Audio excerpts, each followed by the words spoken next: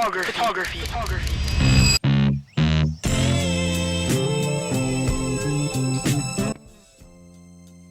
Hello. In today's video, we're going to be learning how to use a camera in the exposure triangle. The exposure triangle contains of ISO, shutter speed, and aperture. Real quick, before we hop into the video and talk about all those settings, I do want to say thank you for our last video hitting 1.1K. Thank you for all the support that we got on that video. Gained like 40 subs off that video. Thank you. Really appreciate it. Thank you for all the support, all the new subscribers, and thank you for all those who went to the gram right here. Look at this guy. Before we hop into it, I do want to say, if you want a better video than what my video is going to be, please check out Colt's video. He's the reason I learned my exposure triangle, so shout out to him. He'll be tagged down below. This video will be put down below. Please go check him out. He's amazing. Let's hop into the video. Hope y'all learned something today. And yeah, first things first, take your camera out of auto and move it to manual. The first setting we're going to be talking about is shutter speed. Shutter speed is a setting that says 1 over something. I'm sorry, I had to move inside. My camera overheated. Shutter speed is the amount of time that the shutter is open before it closes and exposes the sensor to light. Basically, what that means is if shutter speed's slow, you get blurry photos like this one. See how everything kind of blurred out and it's not all in focus, but it shows movement? That's basically what a slow shutter speed does. Now, if I was to move over to 1 over 1,000th of a second, do you hear the difference? And this is honestly one of the easiest settings to understand. I'm gonna put up a photo with a good shutter speed. See how this photo is all frozen in time and it looks like it was just placed there? Basically, what I'm saying is, see how that ball is frozen? See how it just looks like it's stuck there and there's no blur anywhere and there's nothing moving? That's what a high shutter speed does. It's super great because it can show great emotion. It can capture things super fast. Another thing is, one of the coolest things you can do with shutter speed is do this with the slow shutter speed. And that's because the slower the shutter, the more movement you see. So if you're doing sports and stuff, say with that lacrosse stick, you see how he's whipping it and it's just blurry? That can just kind of show really cool movement and just how fast they're actually moving. If you could see by my handy dandy chart that I've showed, everything on this side is motion blur, but can show cool effects. You would have to shoot with a tripod or something to stabilize your photo so you don't have any blur when you're doing it. 1 over 60th and above can shoot handheld. Woo! That's what we're talking about. We need that. For most photographers, 1 over 60th, 1 over 125 is their go-to setting. But someone like me who's a sports photographer, we go more towards the 1 over 1000 area so we can freeze all that motion. If you're a car photographer or do rollers while you're driving down the highway taking photos, 1 over 240th of a second is pretty good for that, or 1 over 60th if you want to show motion blur, which is something I've learned. Also, if you shoot 1 over 60th for cars drive, you can get a photo like this one. This is actually my grandpa racing. He's a pretty cool dude. Next is aperture. Aperture is the amount of light that your lens lets in to hit your sensor. All lenses have something called aperture blades. Aperture blades are the things that open. The wider they go is the lower the f-stop number.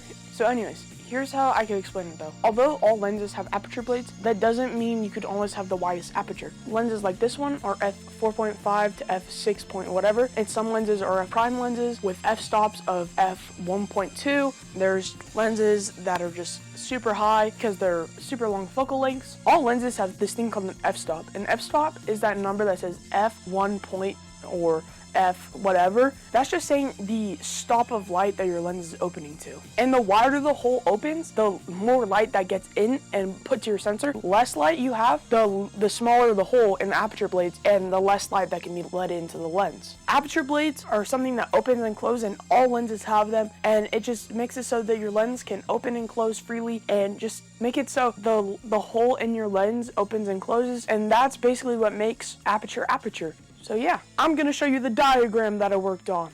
Okay, this is how it works. On this side of the scale, we have the lower f-stop number, which means the lens is gonna be open wider and allow in more light. And moving to this point, they're still wide open, but it's not as wide as these numbers over here. And then if we move to the opposite side of the spectrum, these are wide open and there's basically like the hole's like that big, so you don't let in that much light. Most of the time when you have a f-stop like this, you'd have your shutter speed at like 2 seconds or something like that for either astro or landscape photography. And now let's talk about the types of photos you would probably take with these apertures. f1.2 to f1.8 is portraits and cars and sports. f2.8 to f3.5 is sports and cars again. And portraits is also at f4. And at f11 through 16, you have landscapes or astrophotography. And this is the best way I can explain it. At f1.8, your lens has this thing called bokeh, and it can create these like little balls or just actual blurriness of the photo. With my handy dandy drawing, the wider the lens is open, the less that's in focus except for your subject. The wider you go at f16,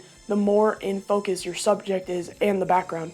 Now, while we're also talking about this, I do want to say all lenses have this thing called compression. So the further in you zoom on a lens, so if I'm on a 70 to 200, if I'm shooting on a 200 mil, my background will look like it's closer to me. But if I'm shooting on like a 10 mil, my background will look further away. Last setting we're going to talk about is ISO.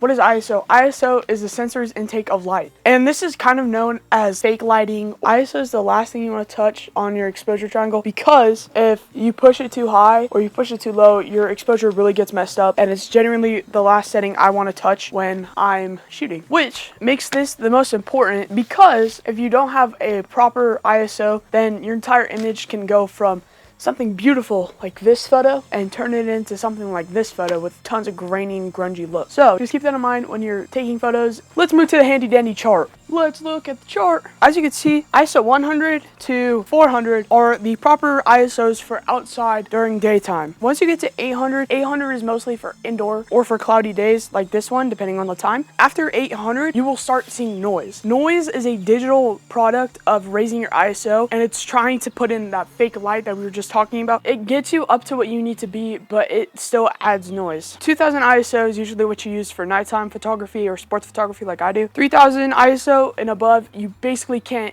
use the photo because there's too much noise. Now that we know that, ISO is one of the hardest settings to understand and use, because if you screw it up, you won't know until afterwards. Like I said, ISO is one of those settings that's very finicky, and you need to get it right, or else your image will end up looking like this. If you do it properly and have all your settings down, your exposure proper, you'll get a photo like this one. And this is really great. Now, because ISO is a fake light source or a fake intake of light, basically nighttime photography is really hard to do, because if you're overexposed or it's too dark, you get grain in your image and it just doesn't look great. One of the things you can do is, if you're using like a Lightroom, there's a denoise button, and that is going to be your best friend. If you don't use an editing software and you just post your photos normal, then it's going to be kind of challenging to do that if you shoot at nighttime, and that's just something you might want to keep in mind. Let's see this little graph right here. This is your exposure meter. You see that 0? The 0 is where you want your exposure. So right now I'm overexposed. So what I'm going to do is I'm going to raise our shutter speed, going to change all of our settings. Now we have a proper exposure that's zeroed out. This is one of your best friends when it comes to photography, and this is the best thing you can use for exposing your images properly. That's the exposure triangle. Way to go, guys. Way to go. You've officially learned how to use a camera and all the settings and what they mean. Let's talk about some extra facts. The first thing I want to talk about is white balance. White balance is this thing where it can make something look really cool or really warm. It's on the Kelvin scale. It's just kind of complicated, so I leave it in auto white balance, so you don't really ever have to worry about it, because it's a pain in the butt to change every single time. So don't worry about that setting. Just leave it in auto.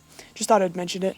Photography is really one of those things where all things work together and everything works together to become one singular thing. And you can tell by the exposure triangle. Now that you know how to properly expose a photo and how to use your camera, honestly, you should be able to do anything. After you learn the exposure triangle, photography is really just an art, and it just becomes your personal thing and how you edit and how you just compose your photos. So real quick, here's a photo from the beginning of my photography when I was shooting in auto. Pretty bad. I know, it's pretty gross. Pretty yucky, as the kids say. And here's a photo now. See the big difference? Once I learned my exposure triangle, everything works together and it works really well together. Also keep in mind, when you're shooting in the real world, you'll have to change your settings all the time. Fix them so you got a proper exposure, because light's always changing and photography is literally all just light. Really quick, I hope you guys really learned something in today's video. This is actually my first time ever doing something like this. I'm not this kind of a content creator. I'm usually just take photo, show the photo, brag about the photo. But since I'm a beginner photographer, if this didn't make sense to you, please go check out Colt's video. Also, real quick, thank you for all the support one more time. This is 4 days worth of footage, and I really put my back and elbow grease into this one. So please make sure, please just throw it a like or something like that. And go check out the Instagram. This guy right here. Thank you. Hope to see you all in the next video. Goodbye.